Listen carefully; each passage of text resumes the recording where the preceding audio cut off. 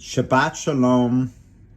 There are many fascinating verses in Parshat Bo, including what was the anthem of Soviet Jewry, Shlach Ami v'yavduni, let my people go.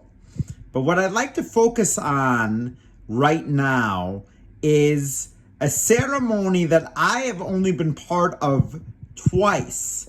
Once I don't remember it because I was 31 days old, and the other time was in Tucson when an adult congregant redeemed himself, the Pidyon Haben.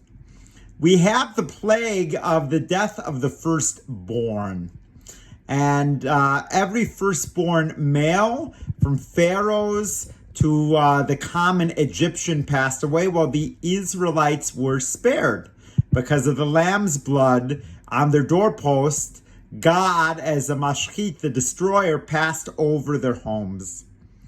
And God did not just pass over their homes as a sign to the Egyptians, but because the firstborn were meant for a greater purpose, to serve God in the temple.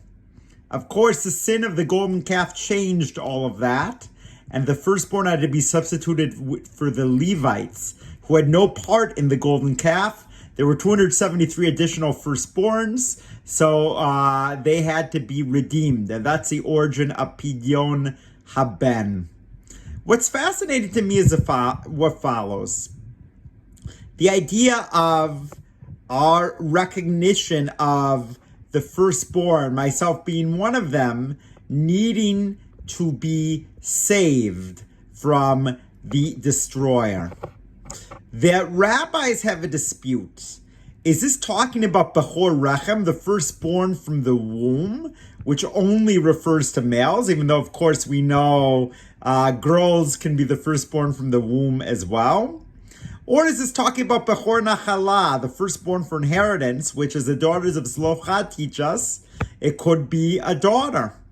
And ultimately, they come to the decision that they're not sure, but that they're going to go with Bechor Rechem, so that the only firstborns being talked about are firstborn males. They're the only ones who have to fast at the fast of the firstborn. Of course, there can be a siyum. I'll be teaching, as I always do, a text for the siyum. But what's interesting to me is that there's a dispute here, that the firstborn could be a woman, and it could be considered through inheritance, of which women and men in our tradition have equal share. Some have tried to change the fact that the firstborn of the womb is only for boys, and they do Pidyon Habat, redemption of the firstborn daughters. They create rituals like that. We did not do that for our oldest daughter, but I know of some who have.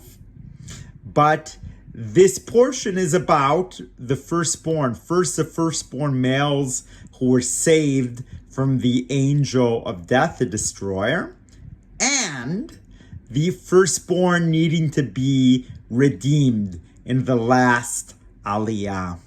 So if you're a firstborn like me, or you're just interested in this topic, I think there's a lot of significance here, that the firstborn were not just saved to be saved, but they were saved for some higher purpose, ideally to serve God in the temple.